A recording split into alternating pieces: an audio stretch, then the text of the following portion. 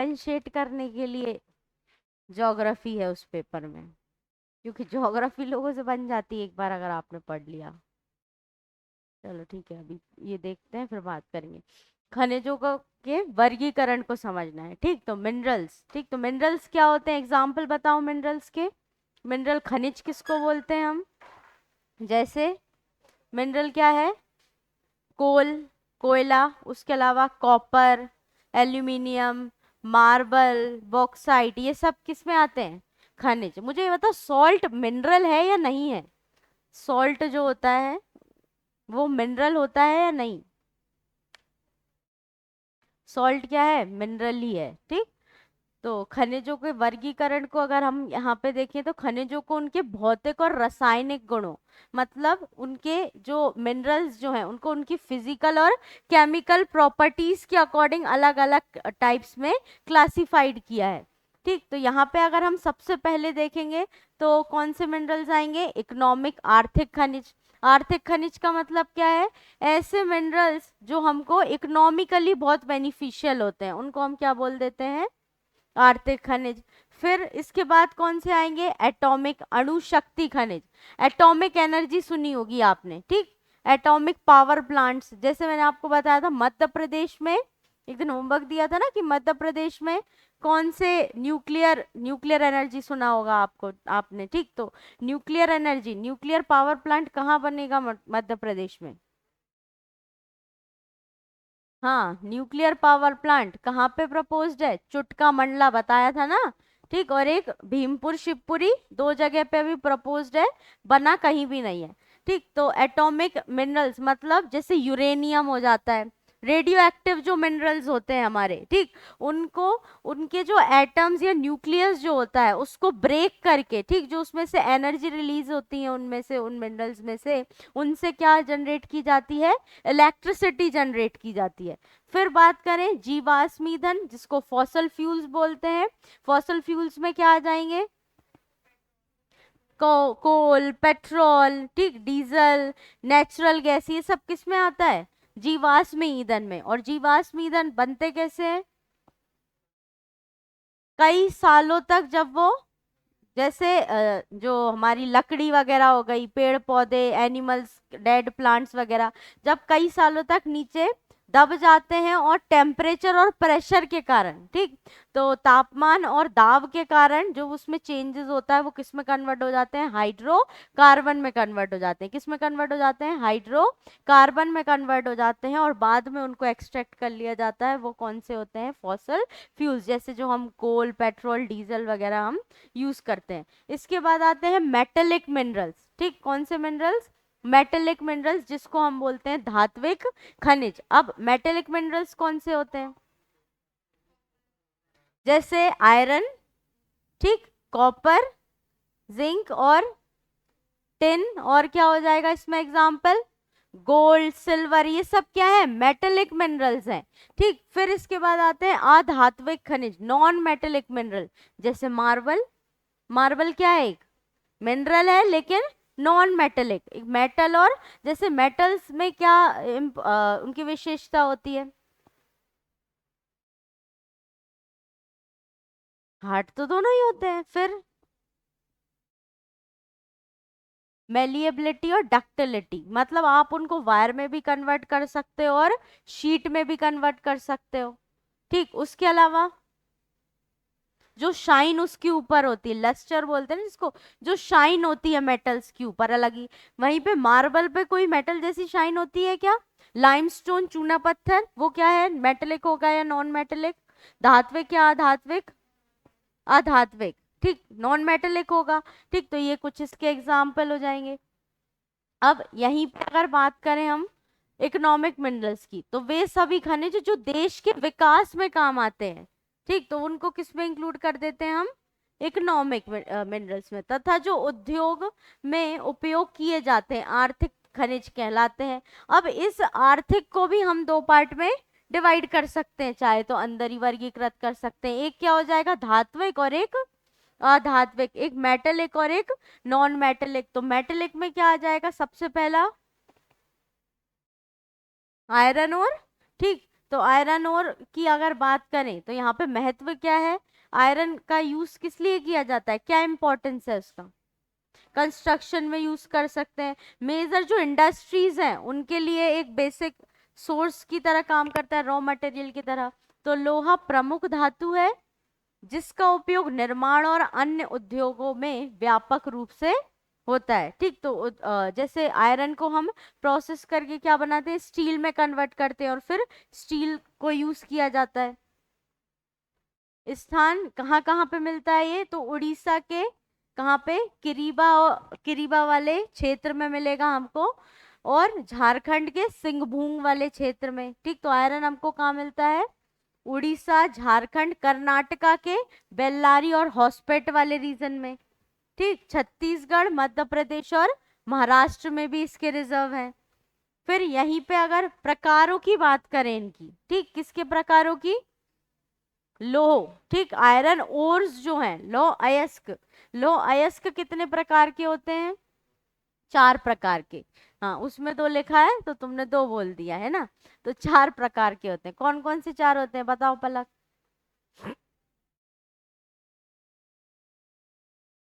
हाँ, उसके अलावा बताओ बताओ बताओ।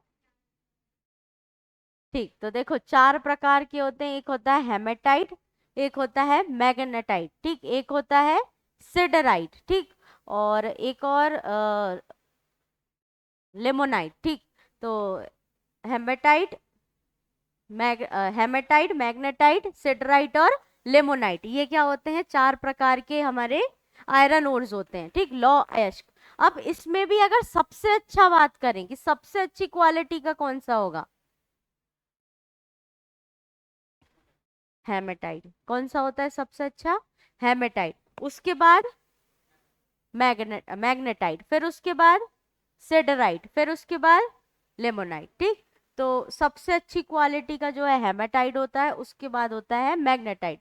लेकिन अगर पूरे इंडिया में बात करें कि सबसे ज्यादा प्रोडक्शन किस टाइप के आयरन ओर का हमको रिजर्व या फिर प्रोडक्शन देखने को मिलेगा, तो वो होता है मैग्नेटाइट। ठीक, हेमेटाइट हमारे यहाँ ज्यादा नहीं होता लेकिन मैग्नेटाइट होता है। ठीक, तो जैसे हेमेटाइट लिखा है इसमें, हेमेटाइट, हिम सुना होगा आपने, हीमोग्लोबिन। ठीक, हिम का मतलब ही क्या होता है, आयरन। ठीक, हिम का मतलब ही क्या होता है, आयरन। जैसे हीमोग्लोबिन, हीमोग्लोबिन में भी किसकी मात्रा होती है, आयरन। ठीक, तो हिम मतलब कहीं ना कहीं वो आयरन को रिलेट कर रहा है। फिर दूसरा क्या लिखा है, मैग्नेटाइट। मैग्नेट्स वगैरह भी किससे बनाई जाती हैं, मैग्नेट, चुंबक जिसको बोलते हैं, किससे बनती हैं, आयरन से ही बनती हैं। ठीक, तो ये क्या है, मैग्नेटाइट। फिर इसके बाद कॉपर की अगर बात करें, ठीक, कॉपर को क्या बोलते हैं हम, तांबा। मध्य प्रदेश में कॉपर के भंडार है या नहीं,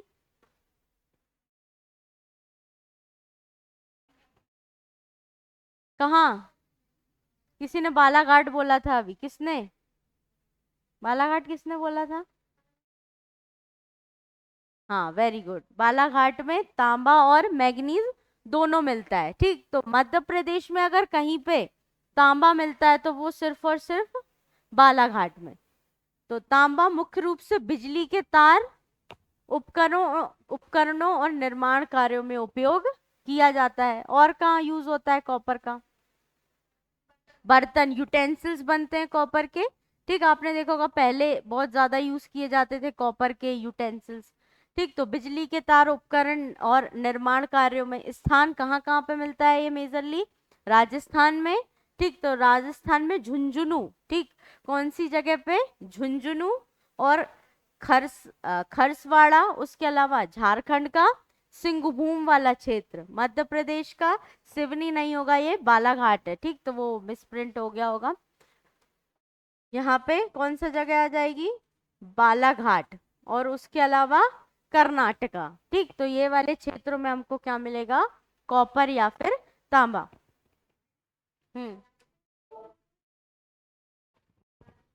हाँ, मलाज खंड में हमको क्या मिलता है, तांबा मिलता है। ठीक, तो बालाघाट में कौन सी साइट है तांबे की, मलाज खंड। कौन सा खंड, मलाज खंड। और भारवेली है मैग्नीज की। ठीक, तो दो साइट अच्छे से याद रखना, बहुत बार पूछी जाती है। एक कौन सी बताई मैंने आपको अभी, मलाजखंड, कहाँ पे है ये, बालाघाट में। ठीक, किसके लिए फेमस है, कॉपर के लिए। ठीक है, और दूसरी बताई मैंने आपको मैग्नीज के लिए, मैग्नीज के लिए भारवेली। ठीक, कौन सी, भारवेली, और भारवेली भी कहाँ पे है, बालाघाट में। नेक्स्ट है बॉक्साइट। ठीक, तो बॉक्साइट भी क्या है, एक मेटेलिक मिनरल है, धात्विक खनिज है। ठीक, अब बॉक्साइट जो है, बॉक्साइट ओर की तरह काम करती है। बॉक्साइट जो है, बॉक्साइट में से किसको निकाला जाता है, एल्यूमिनियम। ठीक, 80% तक जो बॉक्साइट है उसको किस लिए यूज किया जाता है, एल्यूमिनियम के एक्सट्रैक्शन के लिए। अब एल्यूमिनियम का क्या यूज होगा, एल्यूमिनियम कहाँ यूज होता है, आपने घर में बर्तन देखे होंगे कहीं ना कहीं। ठीक, तो बर्तन जब आपने देखे होंगे घर में एल्यूमिनियम के, तो आपने नोटिस किया होगा कि बहुत लाइट वेट रहते हैं। कैसे रहते हैं, लाइट वेट, मतलब बहुत हल्के होंगे। स्ट्रेंथ उसकी वेट के अकॉर्डिंग उसकी स्ट्रेंथ कैसी होती है, ज्यादा होती है। जैसे आप लोहे को देखते हो, अच्छा वजनदार होगा तो अच्छा मजबूत होगा। ठीक, और अगर हल्का होगा तो मतलब वो ज्यादा स्ट्रेंथ उसकी नहीं होगी। लेकिन एल्यूमिनियम क्या होगा, लाइट वेट होता है और स्ट्रेंथ इसकी ज्यादा होती है। इसलिए एल्यूमिनियम का यूज किस में किया जाता है, एयरक्राफ्ट बनाने में, एयरक्राफ्ट, हवाई जहाज। ठीक, तो उनका बनाने में, उनको बनाने में किसका यूज किया जाता है, एल्यूमिनियम का। उसके अलावा यूटेंसिल्स आपको पता ही है उसमें यूज होता है। तो बॉक्साइट, एल्यूमिनियम उद्योग के लिए बॉक्साइट एक प्रमुख खनिज है। ठीक, जिसका उपयोग विमानन, ठीक, एयरक्राफ्ट वगैरह बनाने में, निर्माण और इलेक्ट्रॉनिक्स उद्योगों में किया जाता है। अगर इसके स्थानों की बात करें कि कहाँ कहाँ पे एल्यूमिनियम हमको मिलता है, तो उड़ीसा, गुजरात, मध्य प्रदेश, महाराष्ट्र और आंध्र प्रदेश वाले क्षेत्र में। ठीक, तो उड़ीसा और गुजरात में, मध्य प्रदेश, महाराष्ट्र और आंध्र प्रदेश में इसके कुछ भंडार मिलते हैं। यहीं पे अगर जस्ता, नेक्स्ट बात करेंगे जस्ता, जिसको हम बोलते हैं जिंक। तो जस्ता का उपयोग मुख्य रूप से धातु में कोटिंग करने के लिए किया जाता है, जिसको हम गैल्वेनाइजेशन बोलते हैं। ठीक, गैल्वेनाइजेशन में क्या होता है, जैसे मान लो आयरन है, आयरन के ऊपर आपको कोटिंग करना है, तो कोटिंग की जो प्रोसेस होती है उसको हम क्या बोलते हैं, गैल्वेनाइजेशन। ठीक, तो गैल्वेनाइजेशन के लिए जिंक का यूज किया जाता है। अब मिलता कहाँ पे है ये, राजस्थान के उदयपुर वाले क्षेत्र में, उसके अलावा बिहार और गुजरात में। सोना, गोल्ड। ठीक, तो गोल्ड के लिए एक माइन बताई थी मैंने आपको, याद करो, जब हम कर्नाटका प्लेट्यू पर, KGF, कोलार गोल्ड फील्ड्स। ठीक, तो सोने का उपयोग किस में यूज करते हैं, सोने को आभूषण, मेनली ज्वेलरीज वगैरह के लिए, और भंडारण के रूप में किया जाता है। ठीक, तो जैसे मनी रिजर्व के फॉर्म में भी हम उसको यूज करते हैं। सबसे पहला कर्नाटका, ठीक, कोंडागुली या फिर कोलार गोल्ड फील्ड्स जो है। उसके अलावा राजस्थान, उत्तराखंड और महाराष्ट्र वाले क्षेत्र में। KGF अच्छे से याद रखना, स्टार मार्क करके, क्योंकि KGF बहुत इंपॉर्टेंट है। मैक्सिमम गोल्ड वहीं से हमको रिसीव होता है। उसके अलावा हमको गोल्ड, मैंने आपको बताया था, दो तरीके से हमको मिलता है। एक तो मिलता है फील्ड माइनिंग करके, और दूसरा रिवर्स से, नदियों से मिलता है। कौन सी नदी से मिल रहा था, स्वर्ण रेखा नदी। कौन सी नदी, स्वर्ण रेखा नदी। कहाँ पे थी स्वर्ण रेखा नदी,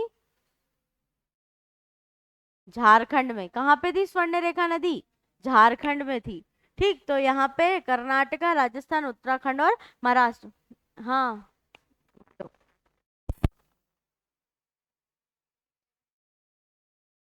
KGF का मैंने फुल फॉर्म बताया था, कोलार गोल्ड फील्ड।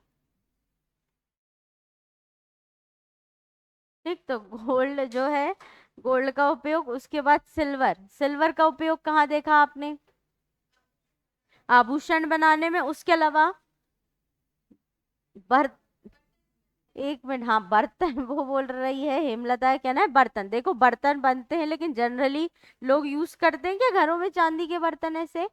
ठीक, बर्तन बनते हैं, ऐसा नहीं। फिर और कहीं, हाँ हाँ, हाँ आभूषण तो बन ही रहे हैं उसके उसके अलावा मेनली मुद्रा, जो पहले कॉइन्स वगैरह होते थे, सिल्वर के कॉइन्स वगैरह बनाए जाते थे। ठीक, तो आभूषण, मुद्रा और इलेक्ट्रॉनिक उपकरणों में इसका उपयोग किया जाता है। ठीक, स्थान की अगर बात करें तो राजस्थान, उत्तर प्रदेश, बिहार और मध्य प्रदेश।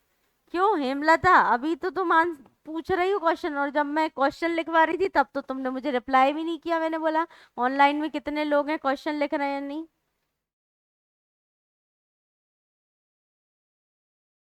तो क्लास नहीं कनेक्ट हो रही थी, अब आ गए तुम्हारे नेटवर्क जब टेस्ट खत्म हो गया तो।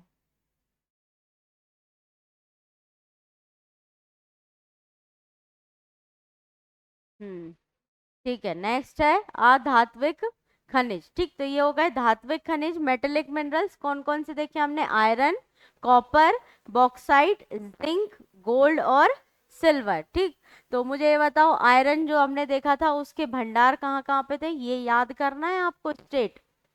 ठीक, ये याद करना पड़ेगा। ये याद नहीं होते, बहुत मुश्किल से याद होते हैं और उसमें भी बहुत कंफ्यूजन होता है। जब 5-6 बार पढ़ोगे तब जाके थोड़े बहुत कहीं एलिमिनेट होंगे, क्योंकि इनको याद करना बहुत टिपिकल है। बोलो क्या बोल रही हो?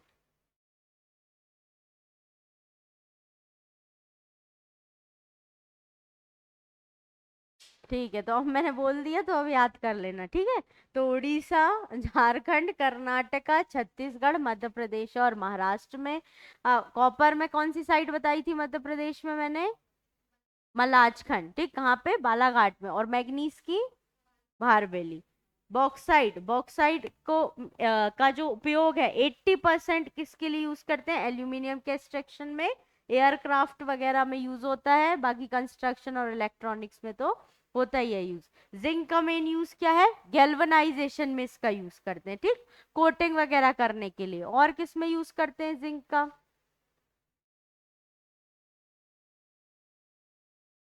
हाँ, तो उसी, तो ये लिखा तो है गैल्वनाइजेशन, अभी तो बताया कि जंग ना लगे। तो कोटिंग क्यों करेंगे हम? कोटिंग इसलिए ही करते हैं ना कि रस्ट वगैरह फॉर्म ना हो। इंग्लिश शब्द क्या? गैल्वनाइजेशन तो हिंदी इंग्लिश में दोनों। कोटिंग भी नहीं समझ? कोटिंग तो जनरली, कोटिंग हाँ भैया लेपन कर देते हैं, लेपन। ठीक है, कोटिंग का मतलब होता है लेपन कर देना।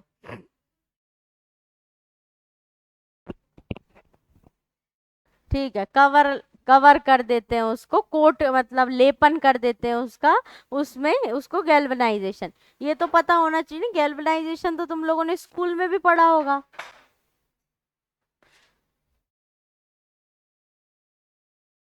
ठीक है, चलो नेक्स्ट है अधात्विक खनिज। अधात्विक खनिज, इन खनिजों में कोई भी धातु प्राप्त नहीं होता, परंतु इनका उपयोग उद्योग में विभिन्न प्रकार की वस्तु और रासायनिक बनाने में किया जाता है। अधात्विक खनिज जैसे जिप्सम, फ्लोराइड, सल्फर, कोयला वगैरह, ये सब इसके एग्जाम्पल हैं। ठीक, सबसे पहला है लाइमस्टोन, जिसको हम बोलते हैं चूना पत्थर। चूना पत्थर हमारे यहाँ कहाँ मिलता है? एमपी में कैमूर, कटनी। ठीक, कहाँ पे मिलता है? कैमूर, कटनी में। तो लाइमस्टोन महत्व क्या है? यह निर्माण उद्योग में प्रमुख रूप से सीमेंट बनाने के लिए किया जाता है। लाइमस्टोन का यूज कहाँ पे होता है?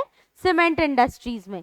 तभी मैंने आपको, जब हम पढ़ रहे थे उस टाइम पे, एक मैंने एग्जांपल भी दिया था कि सतना और जो कटनी के आसपास वाला रीजन है वहां पे सीमेंट इंडस्ट्रीज के होने का रीजन क्या है? क्योंकि वहां लाइमस्टोन मिलता है। स्थान मध्य प्रदेश। ठीक, उसके अलावा राजस्थान, उत्तर प्रदेश, बिहार, आंध्र प्रदेश और तमिलनाडु वाले क्षेत्र में। संगमरमर, जिसको हम बोलते हैं मार्बल, कहाँ मिलता है हमारे यहाँ मार्बल? बेड़ाघाट, जबलपुर में। ठीक, तो बेड़ाघाट जबलपुर में हमको क्या मिलता है? संगमरमर मिलता है। तो संगमरमर का उपयोग किस लिए किया जाता है बताओ? भवन वगैरह निर्माण में किया जाता है, डेकोरेटिव आइटम्स भी आजकल बनाने में उसका यूज किया जाता है। ठीक, तो आभूषण और मूर्तियों के निर्माण में भी किया जाता है। आपने देखा होगा कि कई कई जो ज्वेलरीज वगैरह होती हैं उसमें स्टोन बना के भी लगा देते हैं उसको। ठीक, तो आभूषण बनाने में भी इसका उपयोग किया जाता है, मूर्तियों के निर्माण में भी इसका उपयोग किया जाता है। ठीक, तो कई सारे इसके यूज हैं। आजकल तो किचन में भी कई सारी चीजें, जैसे वो रहता है ना सलबट्टा, क्या बोलते हैं उसको, सिलबट्टा ही बोलते हैं ना, हाँ हाँ सिलबट्टा ही बोलते हैं। हेमलता ने पूरा वो दे दिया सर्टिफिकेशन। ठीक, तो सिलबट्टा बोलते हैं, तो सिलबट्टा बनाने में दिए वगैरह भी बना लिए जाते हैं। ठीक, वो छोटे से आजकल वो भगवान के जो मंदिर वगैरह है वो बना देते हैं पत्थर से। फिर वो जो रोटी बनाते हैं उसका जो, हाँ जो जिस पे बनाते हैं बेलते हैं वो, उसको बनाने में यूज करते हैं। ठीक, हाँ स्थान कौन सा होगा, राजस्थान में पाली और नागौर। फिर उत्तर प्रदेश का सोनभद्र। ये जो है राजस्थान का मकराना है वो। ठीक, तो नागौर बेसिकली मकराना, आपने सुना होगा मकराना का मार्वल बहुत ज्यादा फेमस है। मकराना, आप जैसे शॉप आसपास आपने कभी शॉप देखोगे ना, जब जहाँ पे भी स्टोन वगैरह मिलता है, वहां पे कई शॉप में मतलब ऐसे बड़े बड़े शब्दों में लिखते हैं वो मकराना का मार्बल उपलब्ध है। ठीक, तो वहां पे बहुत अच्छी क्वालिटी का मार्बल मिलता है मकराना में। उत्तर प्रदेश का सोनभद्र क्षेत्र, हरियाणा और मध्य प्रदेश का कौन सा रीजन, भेड़ाघाट जबलपुर। ठीक, कहाँ पे मिलता है, भेड़ाघाट जबलपुर में। भेड़ाघाट के पास कौन सा वाटरफॉल है, धुआंधार वाटरफॉल, कौन सी रिवर पे, नर्मदा नदी पे। ठीक, इसके बाद है सॉल्ट। ठीक, तो सॉल्ट भी क्या है, एक मिनरल है। ठीक, तो सॉल्ट मिनरल है, यह एक प्रमुख अधातु खनिज है, नॉन मेटेलिक मिनरल है, जिसका उपयोग खाद्य उपयोग में, फूड वगैरह में यूज करते हैं, रासायनिक केमिकल्स वगैरह में, केमिकल इंडस्ट्रीज में यूज करते हैं, और पानी के शोधन में भी होता है। कुछ सॉल्ट्स का यूज हम, सॉल्ट वाला जरूरी नहीं कि वो जो आप NaCl वाला नमक खाते हो उसी से, अलग अलग कई सारे सॉल्ट होते हैं। सॉल्ट कैसे बनता है, सॉल्ट कैसे बनता है, वेरी गुड, एसिड, एसिड और बेस जब रिएक्ट करता है तो क्या फॉर्म होता है, सॉल्ट फॉर्मेशन होता है। ठीक, एसिड और बेस जब रिएक्ट करते हैं तो सॉल्ट का फॉर्मेशन होता है। पानी के शोधन में भी होता है। स्थान का तुमने देखा है मुंबई में, क्यों, ठीक है, तो वो हेमलता का बोलना है कि सबसे ज्यादा वो मुंबई में देखने को मिलता है, वो तो समुद्री सॉल्ट है। लेकिन अगर जनरली हम देखें तो सॉल्ट कैसे फॉर्म होते हैं, एसिड, और जब बेस का रिएक्शन होता है तो रिजल्टेंट हमको क्या मिलता है, सॉल्ट मिलता है। गुजरात, राजस्थान, उड़ीसा और तमिलनाडु। ठीक, तो गुजरात, राजस्थान, उड़ीसा और तमिलनाडु वाले क्षेत्र में जनरली जो होता है, मेनली जो हमको सॉल्ट मिलते हैं वो कहाँ से मिलते हैं, हमको समुद्रों से मिलते हैं। ठीक, समुद्र में क्या किया जाता है, क्रिस्टलाइजेशन से, ठीक, उसको क्या करते हैं, इसे खुले में रख दिए, एवेपोरेशन हो जाता है। तो जो देखो एवेपोरेशन जब होता है, लाइट पार्टिकल्स ऊपर उठते हैं। सॉल्ट क्या है, मिनरल्स होते हैं, हैवी पार्टिकल्स होते हैं, तो वो नीचे रह जाते हैं, और नीचे नीचे क्या बचता है, फिर सॉल्ट बचता है, और पानी पूरा एवेपोरेट हो जाता है। जैसे अगर पानी खारा होता है तो उसके क्या नुकसान है, पानी खारे होने के, क्यों खारा पानी यूज नहीं किया जाता, आपके यूटेंसिल्स को खराब कर देता है पूरा। जो आपके बर्तन होंगे, आप देखोगे कि बर्तनों में स्केलिंग हो जाती है, ऐसी परत जैसी जम जाती है अजीब सी, और उस वो निकलती भी नहीं है आसानी से। उसके अलावा पाइप को चोक कर देता है। ठीक, आपने देखा होगा कहीं कभी कभी जैसे बहुत कहीं पे खारा पानी होता है तो पाइप वगैरह या आसपास जहाँ भी पानी होता है वहां सफेद सफेद सफेद आपको कुछ दिखेगा। ठीक, तो वो क्या होता है, खारे पानी की वजह से ऐसा होता है कि वो वाइट वाइट वाइट जैसी स्केलिंग टाइप की जम जाती है वहां पे।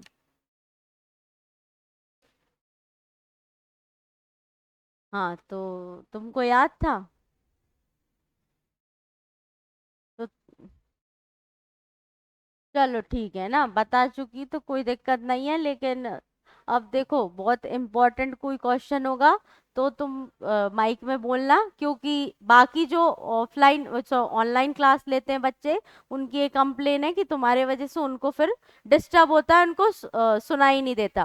ठीक, तो तुमको अगर जो इम्पोर्टेंट क्वेश्चन लगे कि हाँ ये इम्पोर्टेंट है, तो वही क्वेश्चन पूछना तुम यहाँ पे, ठीक है, क्योंकि बार बार क्या होगा कि बीच में टाइम भी नहीं है कि मैं तुमसे बात कर पाऊँ, इंटरेक्ट कर पाऊँ, क्योंकि और भी बच्चे हैं क्लास में। तो इम्पोर्टेंट क्वेश्चन पे ही रिप्लाई करोगी, ठीक। तो जिप्सम नेक्स्ट क्वेश्चन है। नेक्स्ट हमारा कौन सा नॉन मेटल है? जिप्सम। तो जिप्सम का उपयोग प्लास्टर में किया जाता है। प्लास्टर बनाने में आपने देखा होगा ना, वो हाथ में भी लोग प्लास्टर, वो जिप्सम वगैरह के ही बने होते हैं। प्लास्टर ऑफ पेरिस भी जिसको बोलते हैं, पीओपी जो होती है, ठीक, वो भी किसका बना होता है? जिप्सम का। सीमेंट के निर्माण में भी जिप्सम का यूज किया जाता है। देखो लाइमस्टोन का भी यूज होता है सीमेंट में, और जिप्सम का भी उपयोग किया जाता है। और कृषि में मृदा कंडीशनरिंग के रूप में भी यूज किया जाता है। तो जो हमारी सॉइल होती है, सॉइल में भी हम जिप्सम का यूज करते हैं उसको स्टेबल बनाने के लिए। कहाँ कहाँ मिलता है जिप्सम? राजस्थान में, जम्मू कश्मीर में, गुजरात में और तमिलनाडु में, ठीक। तो राजस्थान, जम्मू कश्मीर, गुजरात और तमिलनाडु में हमको क्या मिलता है? जिप्सम। अभ्रक, अभ्रक जिसको हम क्या बोलते हैं? माइका, ठीक। माइका जो होता है उसको ही हम हिंदी में क्या बोलते हैं? अभ्रक। अभ्रक का उपयोग इलेक्ट्रॉनिक, विद्युत इंसुलेशन और कॉस्मेटिक सामग्री के रूप में किया जाता है, ठीक। तो माइका जो है उसका उपयोग हम इलेक्ट्रॉनिक जो अप्लायंसेस होते हैं उनको बनाने में, इलेक्ट्रिकल जो इंसुलेशन वाले जो भी इलेक्ट्रिकल चीजें होती हैं उनको बनाने में, और कॉस्मेटिक मटेरियल्स में इसका यूज करते हैं। कहाँ कहाँ मिलता है हमको?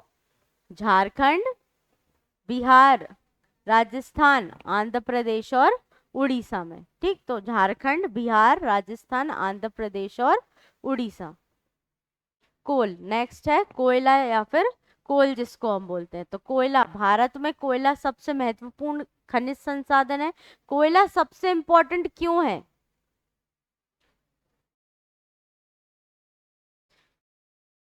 बिजली उत्पादन के लिए सबसे ज्यादा। अगर बिजली कहीं पे मतलब हमारे यहाँ उत्पादित होती है तो वो किससे होती है? कोयले से। जितनी बड़ी बड़ी इंडस्ट्रीज हैं उनके लिए सबसे बेसिक सोर्स क्या होना चाहिए? कोयला, क्योंकि उनको बिजली जो है, बिजली का बहुत ज्यादा खपत होती है वहां पे इंडस्ट्रीज में। आपको पता है कि ऐसा तो नहीं कि थोड़ी बहुत बिजली लगी, उनको मशीन्स को रन करने के लिए बहुत ज्यादा इलेक्ट्रिसिटी लगती है, ठीक। तो कोयले का उपयोग किया जाता है वहां पे। तो भारत में कोयला सबसे महत्वपूर्ण खनिज है। यह ऊर्जा उत्पादन के लिए मुख्य स्रोत है, ठीक। सबसे इंपॉर्टेंट सोर्स की तरह कोयला काम करता है, विशेष रूप से थर्मल पावर प्लांट में। अब मुझे ये बताओ, थर्मल पावर प्लांट क्या होते हैं? थर्मल पावर प्लांट, एक तो होता है हाइड्रो पावर प्लांट, एक होता है थर्मल पावर प्लांट। क्या होता है थर्मल पावर प्लांट? कोल से कैसे?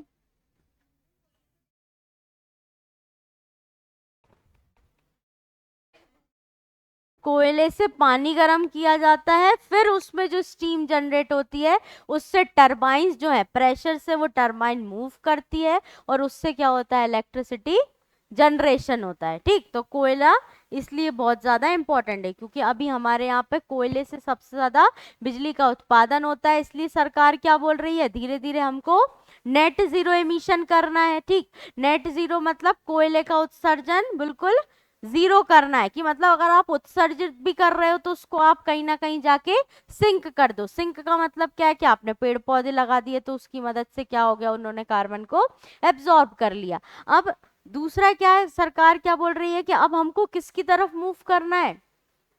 फॉसल फ्यूल, जीवाश्म ईंधन से हमको रिन्यूएबल एनर्जी की तरफ मूव करना है। जैसे सोलर, सोलर की जो एनर्जी है उससे हमको क्या बनाना है? बिजली बनाना है। फिर वाटर जो है उससे हम बिजली का उत्पादन करें। एयर जो चल रही है, विंड एनर्जी, ठीक। तो विंड एनर्जी से हम बिजली का उत्पादन करें। कहाँ होता है विंड एनर्जी से बिजली का उत्पादन? मत देवास में। कहाँ पे? जाम गोदरानी देवास में होता है। उसके अलावा और कहाँ प्लांट लगाया गया है? रतलाम में, ठीक। कहाँ पे लगाया गया है? रतलाम में। और सब मध्य प्रदेश का सबसे बड़ा अगर सोलर पावर प्लांट की बात करें तो कौन सा है? मध्य प्रदेश का सबसे बड़ा सोलर पावर प्लांट, सौर ऊर्जा, रीवा में, ठीक। कितने मेगावाट? 750 मेगावाट। कौन सी तहसील में? गुड़ तहसील, रीवा में, ठीक। और सबसे बड़ा फ्लोटिंग पावर प्लांट, तैरता हुआ solar power plant, Omkareshwar, Khandwa में लगाया गया है, ठीक। तो उसमें क्या किया गया है? जो रिवर है वहां पे, ठीक, उसी के ऊपर जो पानी है उसी के ऊपर क्या कर दिए, जो सोलर पैनल्स हैं उनको उसी के ऊपर फ्लोट करवा दिए, ठीक, तो मतलब उसी के ऊपर रख दिए। जैसे नॉर्मली हम क्या होता है किसी सरफेस पे रखते हैं, तो वहां पे पानी के ऊपर जो है वो पैनल, फोटोवोल्टिक जो पैनल्स होते हैं उनको रखा गया है। अब कोयले की बात करें तो कहाँ मिलता है कोयला? झारखंड, धनबाद और रामगढ़ वाले क्षेत्र में, मध्य प्रदेश में, सिंगरौली में। सबसे बड़ी कोयले की परत,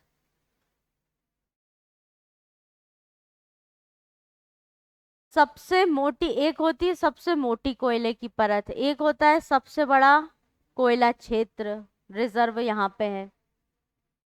तो मोटी परत कहाँ पे है? सिंगरौली में। और सबसे बड़ा रिजर्व कहाँ पे है? सुहागपुर शहडोल। कहाँ पे है? सुहागपुर शहडोल में। और सबसे छोटा कोल रिजर्व मध्य प्रदेश में उमरिया। ठीक, तो ये तीनों क्वेश्चन याद रखना, तीनों प्री के क्वेश्चन है। ठीक, सबसे मोटी परत सिंगरौली, और सबसे बड़ा क्षेत्र सुहागपुर शहडोल, सबसे छोटा रिजर्व उमरिया।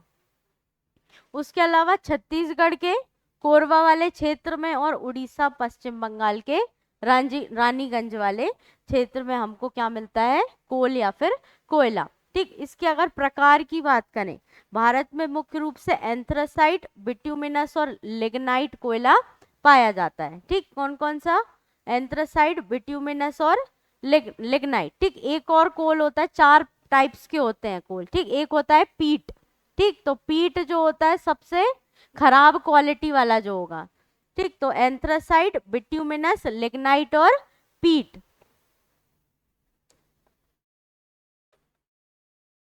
एक तो हो गया एंथ्रासाइट, दूसरा बिट्यूमिनस, तीसरा लिग्नाइट और चौथा होता है पीट। सबसे अच्छी क्वालिटी का कौन सा होगा?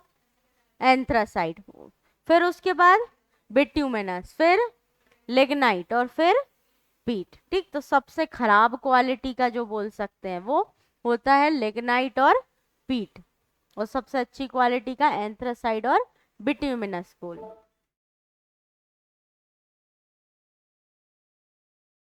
नेक्स्ट है एटॉमिक मिनरल्स। तो एटॉमिक मिनरल्स मतलब अणु शक्ति के खनिज, ठीक, जिनके एटम्स जो होते हैं वो रेडियो एक्टिव होते हैं। जैसे अगर बात करें थोरियम, जिरकॉन, यूरेनियम, इन सब का यूज किस में किया जाता है? एज अ फ्यूल किया जाता है न्यूक्लियर पावर प्लांट में। कहाँ पे? न्यूक्लियर पावर प्लांट, या एटॉमिक बॉम्ब्स जो होते हैं, न्यूक्लियर बॉम्ब जिसको हम बोलते हैं। ठीक, आणविक जो बॉम्ब वगैरह, अणु अणु शक्ति, पता, हाँ, एटॉमिक मिनरल्स, क्या बोलते हैं न्यूक्लियर बॉम्ब को हिंदी में? परमाणु, हाँ, परमाणु जो बॉम्ब वगैरह बनाए जाते हैं, ठीक, उनमें भी इनका यूज किया जाता है। ठीक, इसमें प्रोसेस क्या होती है कि जो इनका न्यूक्लियस है उसको ब्रेक किया जाता है। ठीक, जो इनका बीच में जो न्यूक्लियस होता है उसको ब्रेक किया जाता है, और ब्रेक करने से बहुत सारी एनर्जी रिलीज होती है उसमें। ठीक, जो एनर्जी रिलीज होती है उससे क्या बनाया जाता है? इलेक्ट्रिसिटी बनाई जाती है, टर्बाइंस को मूव कराया जाता है और उससे इलेक्ट्रिसिटी जनरेशन होता है। तो उसमें कौन कौन से होते हैं? Uranium, thorium, Zircon, antimony, graphite आदि अणु शक्ति खनिज के अंतर्गत आते हैं। तो ये सभी किसके एग्जाम्पल हैं? Atomic minerals. इसके बाद बात करें अगर, तो फॉसल फ्यूल्स, जीवाश्म ईंधन। कौन कौन से होंगे जीवाश्म ईंधन? कोयला, खनिज तेल तथा प्राकृतिक गैस, ये सभी किस में आते हैं? जीवाश्म ईंधन में। वे खनिज जिनका निर्माण जीव जंतु एवं वनस्पत वनस्पत चट्टानों में दब जाने के लाखों, वही जो मैंने अभी आपको बताया था कि डेड एनिमल्स और प्लांट जो होते हैं जब कई सालों तक दब जाते हैं नीचे, ठीक, तो टेम्परेचर और प्रेशर के कारण मिलियंस ऑफ ईयर्स के बाद क्या फॉर्म होता है? नेचुरल गैस वगैरह, ठीक, फॉसल फ्यूल्स, ये सब फॉर्म होते हैं।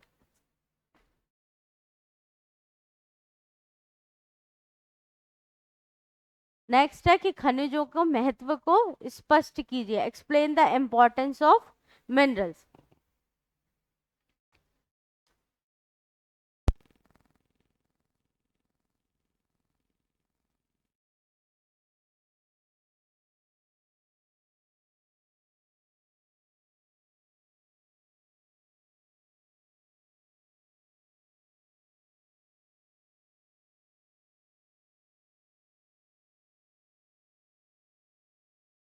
गुजरात। इसे यूरेनियम, अभ्रक, स्टीयराइट तथा खनिज तेल के क्षेत्र के रूप में जाना जाता है। यह सामान्यतः अलौह खनिज, जिसमें मुख्य रूप से तांबा, सीसा आदि शामिल है। नॉन फेरस, देखो एक मिनरल होते हैं फेरस मिनरल, एक होते हैं नॉन फेरस, एक होते हैं लौह खनिज और एक होते हैं अलौह खनिज। क्या डिफरेंस है दोनों में? लौह खनिज और अलौह खनिज, वो मिनरल्स जिसमें आयरन प्रेजेंट होता है वो कौन से होते हैं? जिसमें प्रेजेंट होगा तो वो लौह खनिज होंगे, फेरस मिनरल्स, और नॉन फेरस जिसमें आयरन नहीं होता।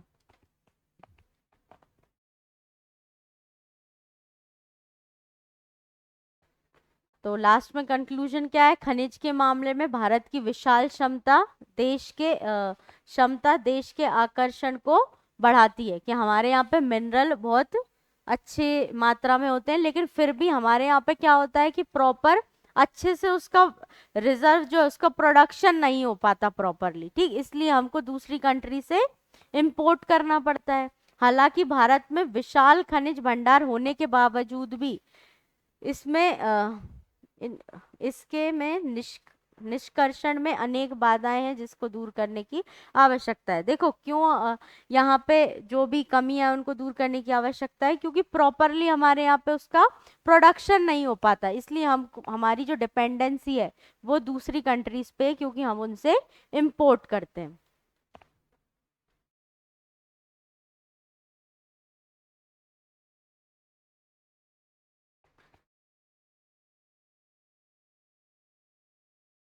अभी तो हमने कौन से देखे कि जो मेनली रीजंस थे, ठीक, जो अलग अलग रीजन जिनमें मेनली रीजन के बेसिस क्षेत्र के आधार पे हमने कौन कौन से मिनरल्स के रीजंस थे उनको डिवाइड किया।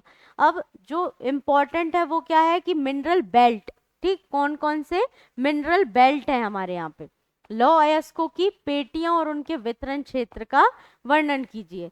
डिस्क्राइब द, हाँ लॉ अयस्क, सॉरी लॉ अयस्क वाला है, ठीक, अभी हमने ओवरऑल रीजन पढ़ा था, ये बेसिकली बेल्ट है किसका? Iron belt. आयरन कहाँ कहाँ पे किन किन क्षेत्रों में मिलता है, ठीक। Describe the iron ore belt and their distribution area in India. तो देश में कुड़प्पा तथा धारवाड़ युग की जलीय अवसादी और अग्नेय शैल में लोह अयस्क की प्राप्ति होती है। तो बस आप इतना याद रखो कि आयरन हमको कौन कौन सी चट्टानों से मिलता है? कुड़प्पा और धारवाड़ क्रम की चट्टानें, ठीक। तो कहीं पे भी आयरन और आ गया तो एक पॉइंट आप ये लिख सकते हो कि धारवाड़ और कुड़प्पा, या फिर ये बोल सकते हो यहाँ पे भी हमको आयरन और मिल रहा है तो वहां पे कौन सी चट्टानें होंगी? या तो कुड़प्पा या फिर धारवाड़ क्रम की चट्टानें होंगी, ठीक। धारवाड़ क्रम की जो चट्टानें होती हैं, देखो हमारे सिलेबस में नहीं है वो अलग से, इसलिए हमने उसको नहीं पढ़ा, आना ही नहीं है वैसे भी वो, ठीक। नहीं भी लिखोगे, इसको याद नहीं करोगे तब भी चलेगा, ठीक। हमारे यहाँ पे जैसे जो बालाघाट वाला रीजन है वहां पे कौन सी चट्टानें? धारवाड़ क्रम की चट्टानें। और धारवाड़ क्रम की जो चट्टानें होती हैं मिनरल रिच होती हैं, मतलब इनमें कई सारे आपको मिनरल्स मिलेंगे, जैसे लोहा मिलता है, तांबा मिलेगा आपको यहाँ से, मैग्नीज मिलता है यहाँ से, ठीक। कौन सी चट्टानों से? धारवाड़ चट्टानों से, ठीक। इसमें मैग्नेटाइट, हेमेटाइट, सिडराइट और लेमोनाइट, ठीक। कौन कौन सी हो गई? चार। कौन कौन सी और होती हैं? मैग्नेटाइट, हेमेटाइट, फिर मैग्नेटाइट, सिडेराइट और लेमोनाइट तथा लेटराइट अयस्क पाए जाते हैं, ठीक। तो चार याद रखना है आपको, मैग्नेटाइट, हेमेटाइट, सिडराइट और लेमोनाइट। देश में सर्वाधिक शुद्धता वाला मैग्नेटाइट अयस्क 72% शुद्धता, हमारे यहाँ पे कौन सा मिलता है सबसे ज्यादा? मैग्नेटाइट मिलता है। कितना परसेंट होता है उसमें? 72% तक आयरन होता है, पर्याप्त मात्रा में पाया जाता है। देश में उपलब्ध लौह अयस्क में से 85% हेमेटाइट, 8% मैग्नेटाइट और 7% अन्य किस्म का लोहा पाया जाता है, ठीक। तो यहाँ पे शायद ये उल्टा हो गया, हमारे यहाँ पे सबसे ज्यादा मैग्नेटाइट मिलता है, हेमेटाइट हमारे यहाँ पे कम मिलता है। भारत में लौह अयस्क की अब पेटियां देखेंगे कौन कौन से आयरन और बेल्ट्स होते हैं। तो उड़ीसा झारखंड बेल्ट, ठीक। उसके अलावा दुर्ग बस्तर चंद्रपुर बेल्ट, उड़ीसा झारखंड वाला बेल्ट, मतलब उड़ीसा और झारखंड में इसकी वो होंगी। फिर दुर्ग, बस्तर और ये कौन सा है, चंद्रपुर बेल्ट। ठीक, तो ये कहाँ पे आ जाएगा, छत्तीसगढ़ वाला जो रीजन है हमारा, वहां पे जो आयरन मिलता है। फिर बेल्लारी, चित्रदुर्ग, चिकमंगलूर और तुमकुर बेल्ट, ये कहाँ पे आएगा, कर्नाटका में। ये कहाँ पे आएगा ये वाला बेल्ट, कर्नाटका में। फिर इसके बाद है महाराष्ट्र और गोवा वाला बेल्ट। ठीक, तो 4 बेल्ट याद रखो आप इसके। पहला उड़ीसा और झारखंड बेल्ट, दूसरा दुर्ग और बस्तर, तीसरा दुर्ग बस्तर वाला कहाँ आएगा, छत्तीसगढ़ में। बाकी कर्नाटका वाला बेल्लारी और चित्रदुर्ग वाला बेल्ट। उसके अलावा चिकमंगलूर और तुमकुर वाली पेटी, और लास्ट है महाराष्ट्र और गोवा वाली पेटी। तो उड़ीसा झारखंड पेटी, उड़ीसा झारखंड बेल्ट। उड़ीसा में उच्च कोटि का हेमेटाइट किस्म का लोहा अयस्क मयूरभंज कौन से क्षेत्र में मिलता है, मयूरभंज व क्योंझर में बादाम पहाड़ खदानों से निकाला जाता है। ठीक, तो मयूरभंज और क्योंझर में कौन सी पहाड़ियों से, बादाम पहाड़। ठीक, कौन सा पहाड़, बादाम पहाड़। तो बादाम पहाड़ कहाँ पे है, उड़ीसा में। ठीक, कहाँ पे आता है बादाम पहाड़, मयूरभंज और क्योंझर में। ठीक, तो इनसे निकाला जाता है। इसी से संलग्न झारखंड का सिंहभूम, ठीक, कौन सा जिला, सिंहभूम जिले के गुआ, सिंहभूम में कहाँ पे स्पेशली माइन का नाम क्या है, गुआ, तथा नोआमुंडी। ठीक, दूसरा क्या है, नोआमुंडी से हेमेटाइट अयस्क का खनन किया जाता है। कौन सा खनन किया जाता है, हेमेटाइट आयरन की जो ओर है उसको निकाला जाता है। ठीक, तो उड़ीसा झारखंड वाली पेटी जो है, ठीक, उड़ीसा झारखंड पेटी में अगर बात करें तो बादाम पहाड़। ठीक, बादाम पहाड़ कहाँ पे, मयूरभंज और क्योंझर वाले रीजन में। झारखंड में कौन सा, सिंहभूम का गुआ और कौन सा, नोआमुंडी वाला क्षेत्र है।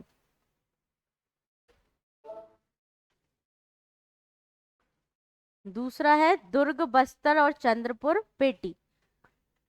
ये नाम याद करने में बहुत सब कंफ्यूज हो जाएगा अभी थोड़ी देर बाद। इसको लिख लिख के बार बार, है जैसे आयरन, आप देखो बाकी सारी चीजें तो लिखी होंगी आपके पास, आप क्या करना, बस एक पेज लेना, आयरन और लिखना। जो एक दो माइंस होंगी, पहले एक दो याद हो जाए तो कम से कम वो याद रहेंगी। जैसे आयरन ओर की ये कौन सी, उड़ीसा झारखंड वाली ये 2 साइट है। ठीक, तो इनको आप लिख लेना उसमें। ठीक, फिर उसके बाद पूरी थ्योरी नहीं लिखना, सिर्फ आयरन और मतलब उड़ीसा में कहाँ पे, और सामने उसका नाम, नाम की कौन कौन सी माइन है। क्योंकि वो प्री में आ गई तो एकदम कंफ्यूजन हो जाएगा, तो अलग से अगर वो लिखी रहेंगी तो आपको याद रहेगी। ठीक, थ्योरी तो आप फिर भी लिख लोगे कैसे भी, लेकिन जब तक नाम याद नहीं होंगे तब तक मार्किंग नहीं होगी, नंबर ही नहीं मिलेंगे। दूसरा है दुर्ग, बस्तर और चंद्रपुर बेल्ट। ठीक, कौन सा बेल्ट, दुर्ग, बस्तर और चंद्रपुर। ये कहाँ पे आएगा, दुर्ग, बस्तर और चंद्रपुर, छत्तीसगढ़ में। तो इस पेटी के बेलाडीला पहाड़ी, ठीक, कौन सी पहाड़ी, बेलाडीला पहाड़ी श्रृंखला में अति उत्तम कोटि का हेमेटाइट पाया जाता है।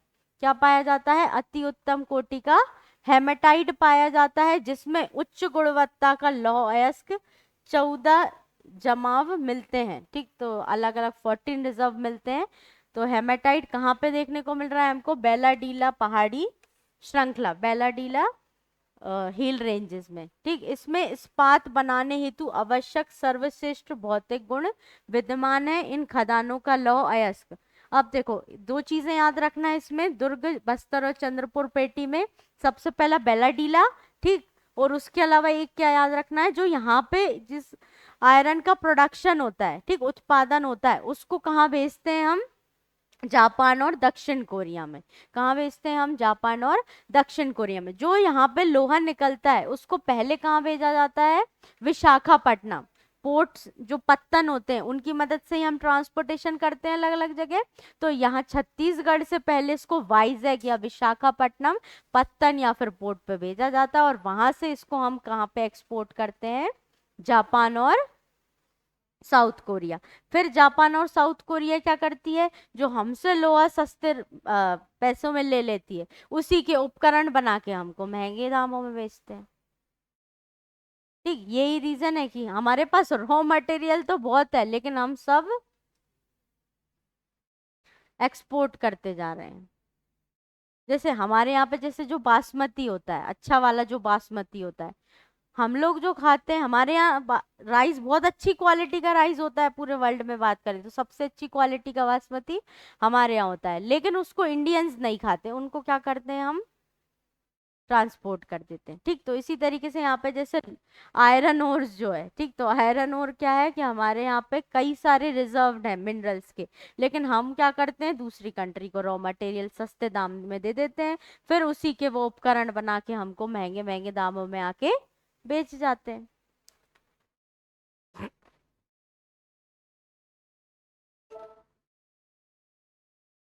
तीसरा जो बेल्ट है वो है बेल्लारी, चित्रदुर्ग, चिकमंगलूर और तुमकुर पेटी। ठीक, तो ये वाला बेल्ट किस क्षेत्र में आएगा, कर्नाटका। ठीक, तो कर्नाटका वाले क्षेत्र में, तो कर्नाटका की इस पेटी में लौह की वृहत राशि संचित है। कर्नाटका में अवस्थित कुद्रेमुख की खान, कौन सी माइन, कुद्रेमुख। ठीक, कुद्रेमुख की खाने 100% निर्यात इकाई है। ठीक, इसको भी हम क्या करते हैं, एक्सपोर्ट कर देते हैं। ठीक, जो कुद्रेमुख से हमको मिलता है।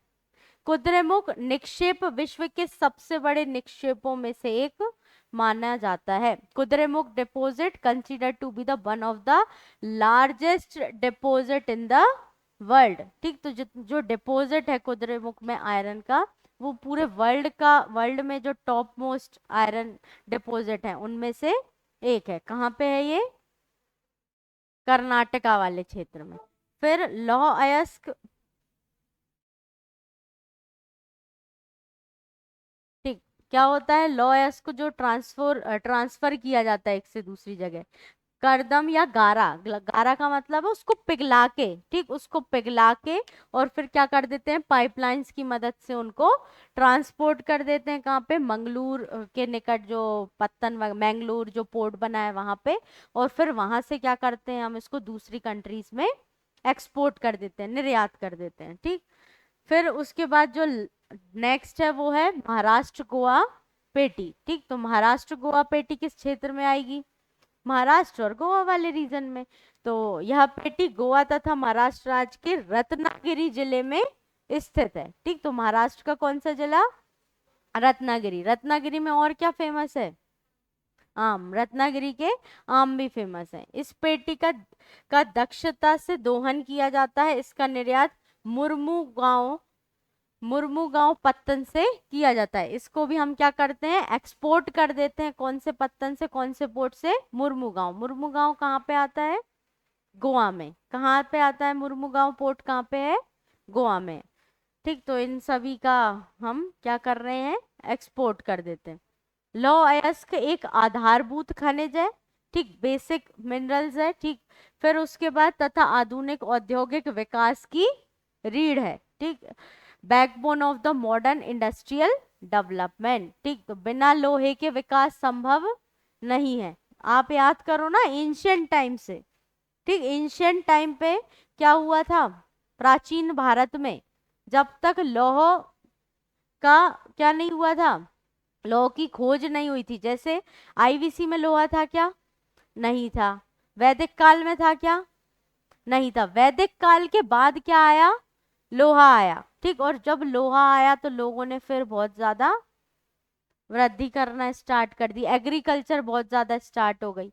ठीक, तो धीरे धीरे इसी के कारण क्या हुआ, इंडस्ट्रीज जो हैं उनके डेवलपमेंट के लिए बेसिक जो हमको अयस्क चाहिए होगा वो कौन सा होगा, लोह अयस्क, आयरन जो है वो बेसिक है। ठीक, तो इसलिए हमने इसको क्या बोला, backbone of modern industrial development, आधुनिक औद्योगिक विकास की रीढ़। भारत में लौह अयस्क के विपुल संसाधन विद्यमान है। ठीक, तो हमारे यहाँ पे अबंडेंस रिसोर्सेस किसका, आयरन ओर का।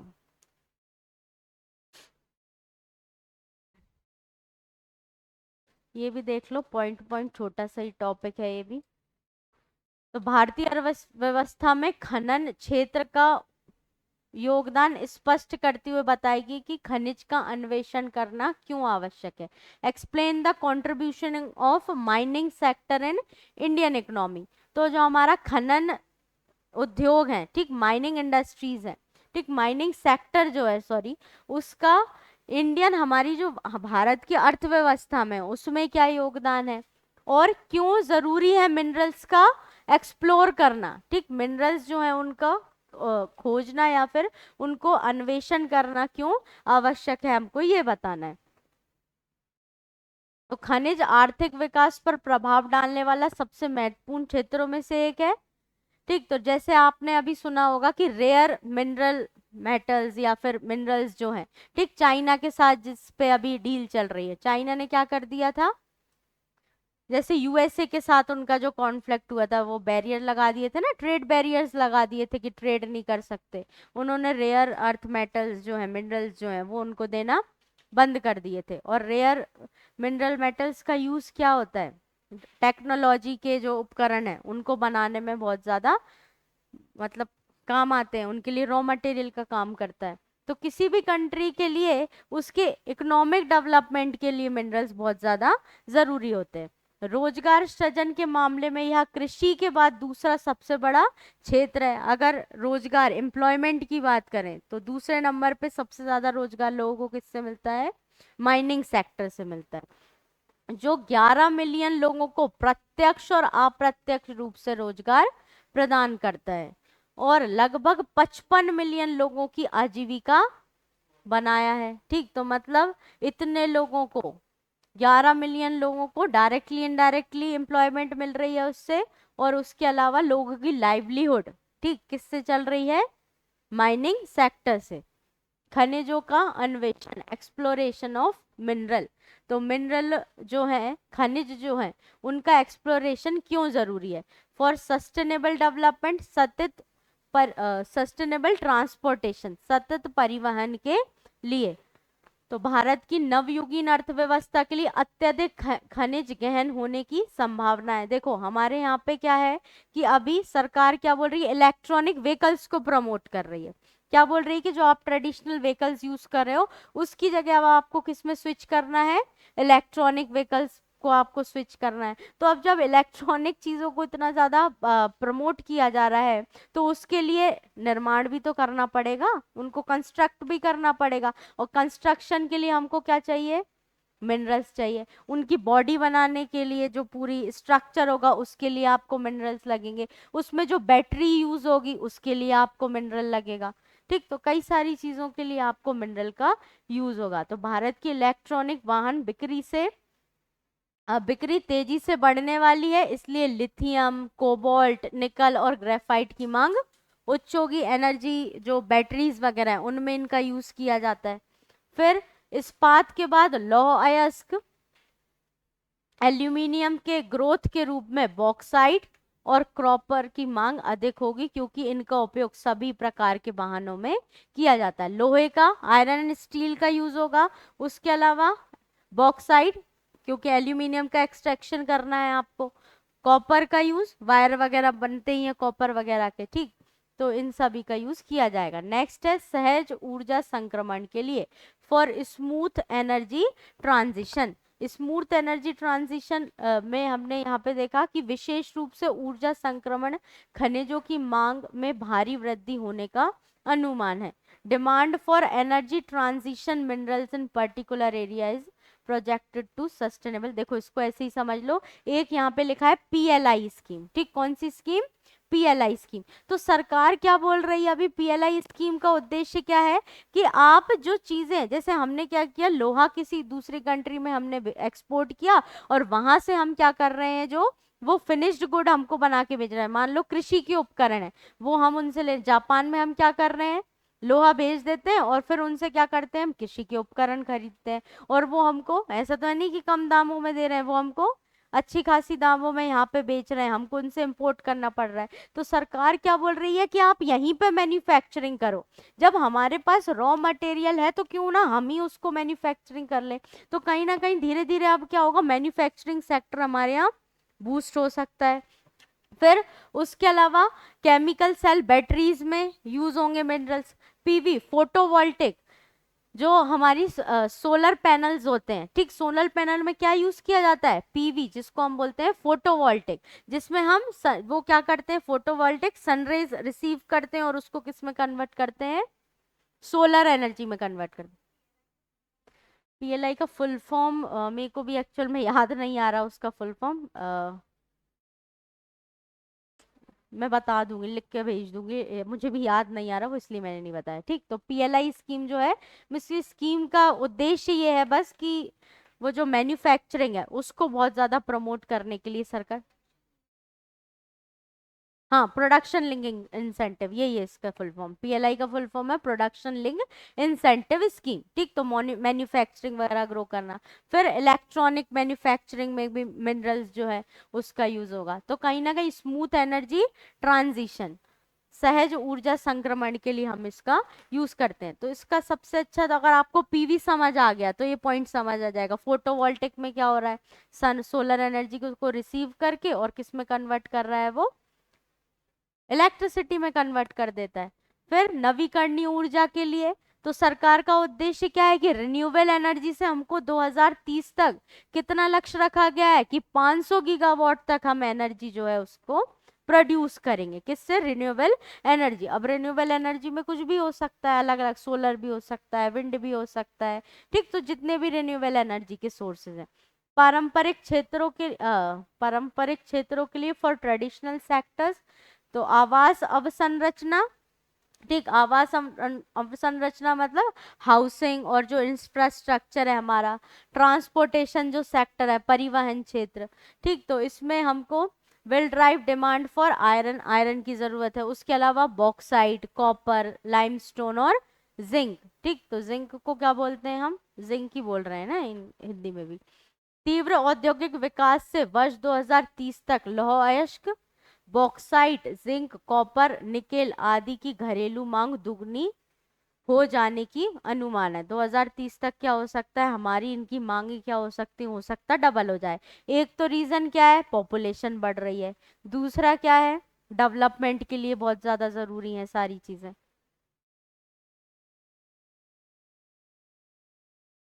और प्राथमिक क्षेत्र, प्राइमरी सेक्टर की बात कर ले तो खाद्य सुरक्षा, फूड सिक्योरिटी और कृषि इनपुट, जैसे अगर हम बात करें फर्टिलाइजर, उर्वरक, उर्वरक में हम क्या यूज करते हैं, रॉक फॉस्फेट और जिंक पर काफी निर्भरता है, ठीक। तो ये सारे जो मिनरल्स हैं, किस तरीके से हमने देखा कि यहाँ पे जो मिनरल्स हैं, वो मिनरल माइनिंग सेक्टर है, वो किस तरीके से हमारी इकोनॉमी या अर्थव्यवस्था में योगदान है उसका, और साथ साथ उनको एक्सप्लोर करना, मिनरल्स जो हैं, खनिज जो हैं, उनका अन्वेषण करना हमारे लिए क्यों जरूरी है, क्योंकि कई सारी लाइवलीहुड, लोगों की रोजगार किस पे डिपेंडेंट है, माइनिंग सेक्टर पे डिपेंडेंट है, किसके बाद, कृषि के बाद हमारे यहाँ लोग किस पे डिपेंडेंट है, माइनिंग सेक्टर पे डिपेंडेंट है। समझ आया आज वाली क्लास में, अब समझने जैसा तो बहुत कुछ था नहीं, बस आपको याद ही करना पड़ेगा, बेल्ट है, नाम, नाम तो याद ही करना पड़ेगा, बहुत टफ है इनके नाम याद करना, अभी बता रही हूँ, अभी से याद करोगे तो याद होंगे, नहीं तो सच में याद नहीं होते, मेरे को तो खुद अब